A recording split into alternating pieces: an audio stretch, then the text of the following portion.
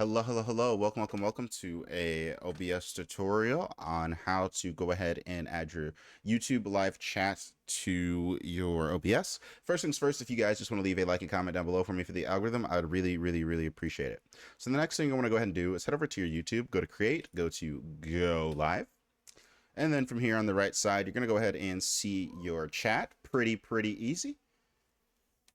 Once it goes ahead and loads, your chat should appear like that. Just go ahead and click on these three little dots at the top right corner, pop out chat, go ahead and copy this URL like so, and then go into OBS, do the plus symbol in the sources, go to browser, okay, name it whatever you want to name it. You can name it YouTube chat, and then from there, you just go ahead and put in that URL. And then when I type into the YouTube chat. Let's go ahead and do it now. As you see, it'll appear in my OBS. It might take a little second because I've been kind of laggy today for whatever reason. If you guys have any questions, comments, or concerns, make sure to put them down below. But other than that, it's been an OBS tutorial. Thank you guys so much for watching. Have a wonderful day.